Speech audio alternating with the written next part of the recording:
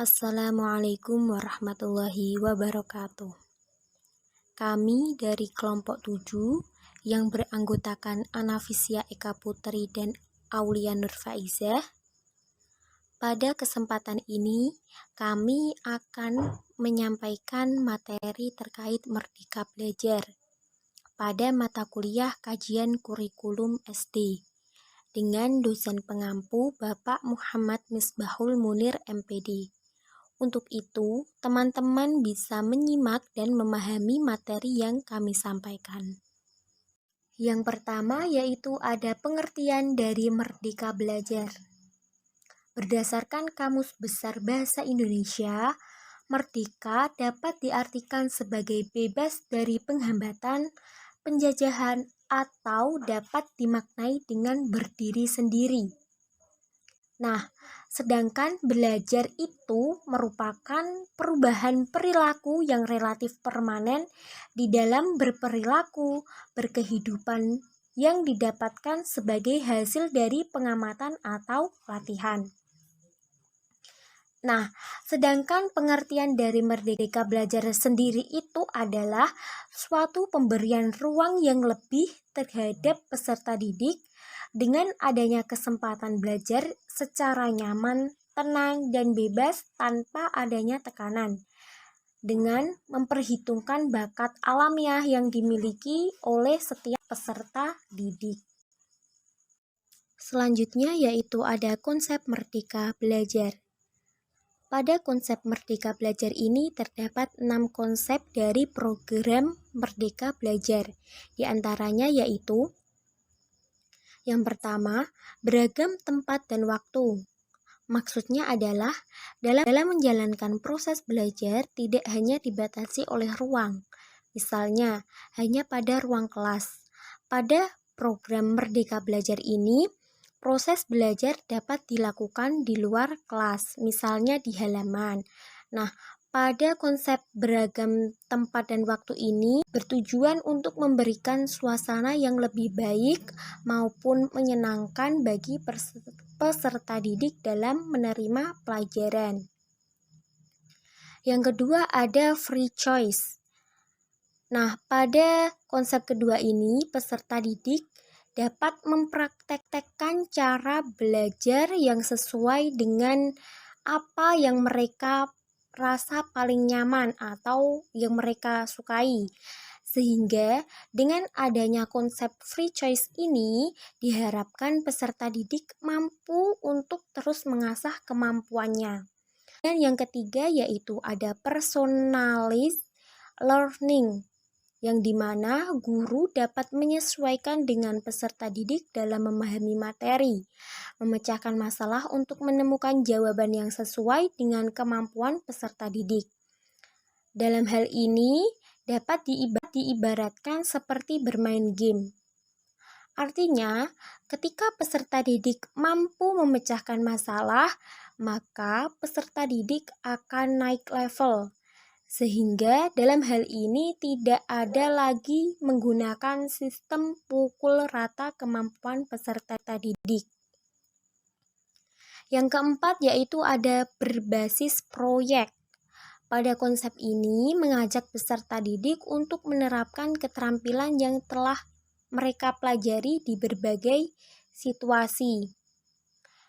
Nah, dalam hal ini akan memberi pengalaman baru bagi peserta didik, serta diharapkan peserta didik itu merasa atau sangat merasakan apa yang bisa diterapkan dalam kehidupan sehari-hari. Kemudian yang kedua ada pengalaman lapangan. Nah, pada pengalaman lapangan ini biasanya diterapkan dengan match and link. Pada dunia kerja itu sangat penting match and link ini, sehingga pada saat materi yang telah diberikan kepada peserta didik itu terdapat kaitannya dengan dunia kerja. Maka dengan pengalaman lapangan dapat membantu peserta didik dalam melaksanakan pembelajaran serta dapat lebih efisien dalam dunia pekerjaan nanti. Nah, yang keenam, ada interpretasi data. Dalam konsep ini, peserta didik akan mendapatkan banyak informasi dengan harapan adanya banyak informasi tersebut, peserta didik dapat menyelesaikan masalah yang disajikan, sehingga masalah tersebut dapat dipecahkan atau dapat ditemukan solusinya. Selanjutnya yaitu ada landasan merdeka belajar.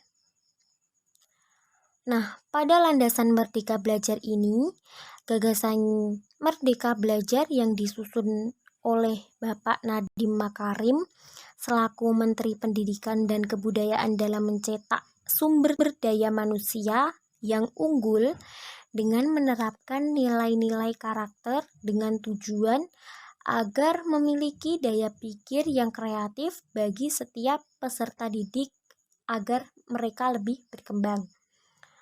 Nah, Merdeka Belajar yang dirancang oleh Kemendikbud ini menambah fakta baru bahwa dalam kurun waktu kurang dari 10 tahun, Indonesia telah mengalami atau melakukan pembaharuan dan perbaikan kurikulum sebanyak 3 kali.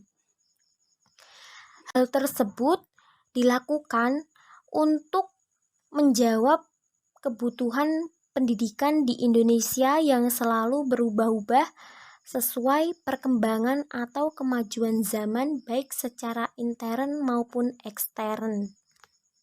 Baik, selanjutnya saya akan menjelaskan langkah-langkah yang perlu dipersiapkan dalam mengimplementasikan Merdeka Belajar, yaitu ada 5. Yang pertama, kepala sekolah. Nah, kepala sekolah perlu menerapkan kebijakan yang mendukung pelaksanaan Merdeka Belajar. Yang kedua, guru. Seorang guru wajib menjadi sosok yang terbuka dan mampu menciptakan suasana pembelajaran yang menyenangkan. Lalu yang ketiga, peserta didik. Di sini, pelaksanaan pembelajaran dapat dikondisikan dengan psikologi peserta didik. Artinya, peserta didik sudah dalam keadaan siap dan suasana hati yang bahagia. Yang keempat, wali murid dan lingkungan. Keduanya ini dilibatkan secara aktif dalam pemantauan hasil belajar peserta didik dan mendukung kesinambungan antara sekolah, rumah, dan lingkungan. Dan yang terakhir, yang kelima, yaitu Dinas Pendidikan dan Kebudayaan.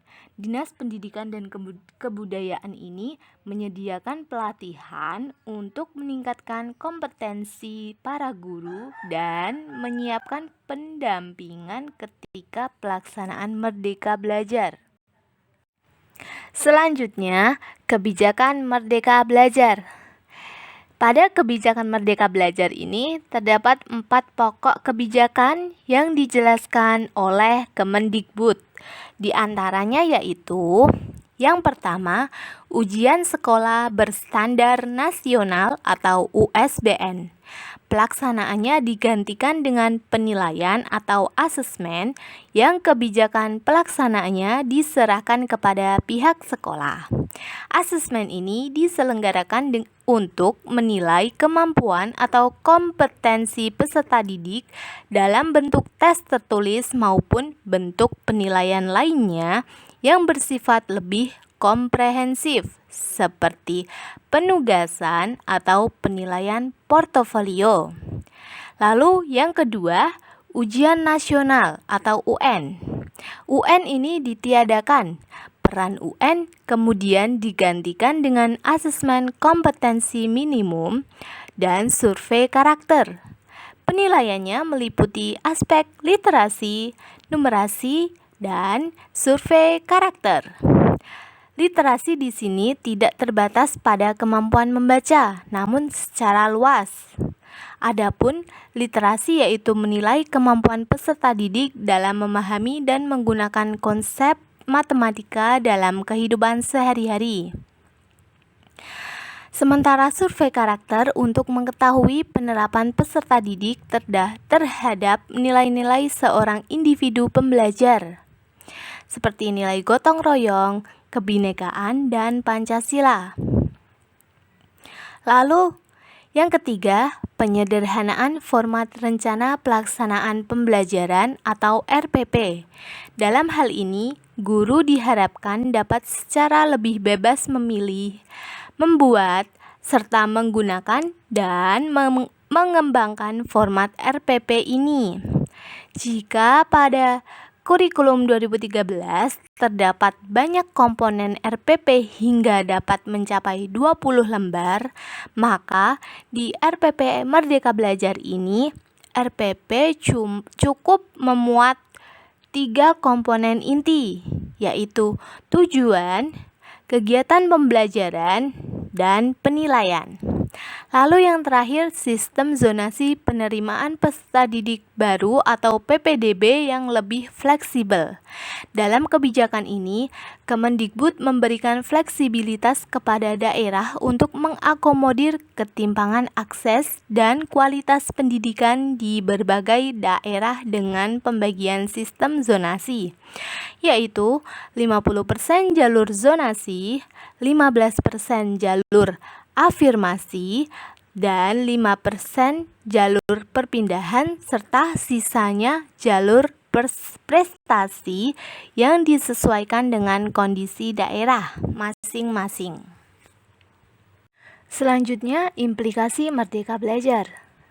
Implikasi utama dari Merdeka Belajar lebih ditekankan pada peserta didik untuk mengajak mereka agar lebih aktif dan berperan besar dalam perkembangan pendidikan satuan pendidikan, dan guru hanya sebagai fasilitator yang menunjang kegiatan belajar peserta didik berjalan sesuai dengan yang telah direncanakan tanpa adanya suatu hambatan. Di sini terdapat beberapa kerangka pendidikan yang harus diperbaiki agar tercipta Merdeka Belajar, yaitu diantaranya ada 3.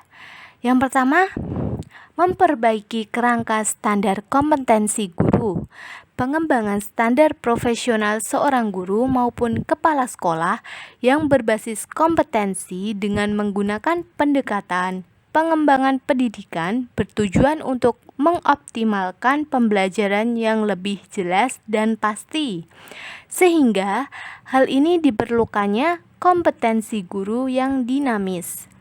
Lalu yang kedua, memperbaiki sistem sertifikasi guru. Perbaikan ini dilakukan dengan tujuan untuk pengembangan belajar mengajar peserta didik secara efektif. Lalu yang ketiga, mengkaji kajian literatur model kompetensi. Hal ini dilakukan untuk mengambil hal-hal yang terbaik dari literatur, yang kemudian dijadikan sebagai bagian perumusan model kompetensi guru.